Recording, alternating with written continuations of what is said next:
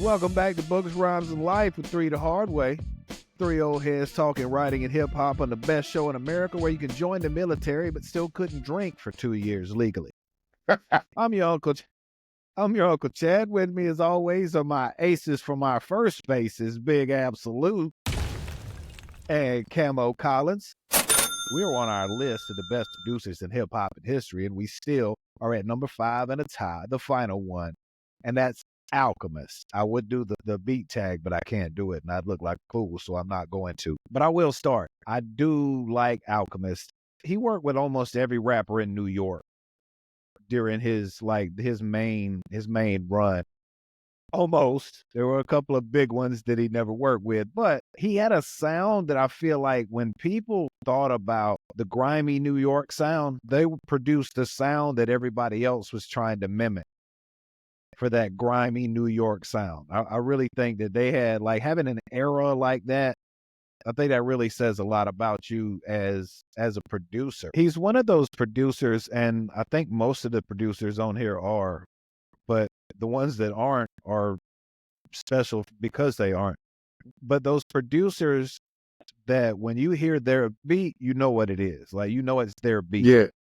And I like that. I like those producers that as soon as I can hear it, I can go, oh, that's Timberland. Okay.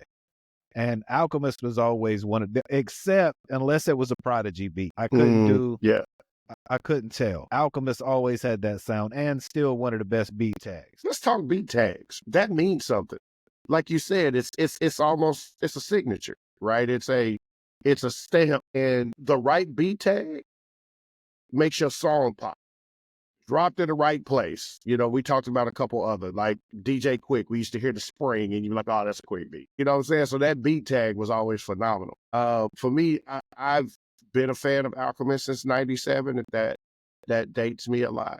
That's when I was really into East Coast music a lot more than the West, because I've always been a bars guy. I like lyrics. But ironically enough, thanks to PlayStation, the GTA soundtrack is really what made me go back and kind of check this dude's production out.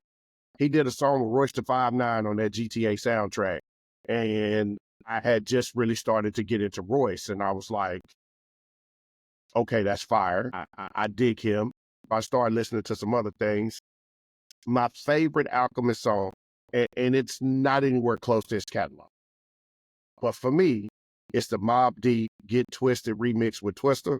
That one. It was perfect for the three of them. That beat fit all three of their styles perfectly. Alchemist is a dog in this game, and he deserves all high praise and recognition, man. Most love. He made those grimy, just like a lot of those grimy beats too, that I like that sound. You know, he made when you give a region a sound, that's impressive as a producer. And I love that he was able to do that a lot. The thing that I really like about him, though, is you love a regular Alchemist beat, but you love when Alchemist takes another beat and just remixes a song, because you can't wait to be like, oh, what he gonna do with that? Like, when you see Alchemist remix, you be like, oh my God, I cannot wait to hear this, because you know what it's gonna be. But shouts out to the man. Greatness. And all of that is why he is on the list of top producers in hip-hop history. Books, Rhymes, and Life.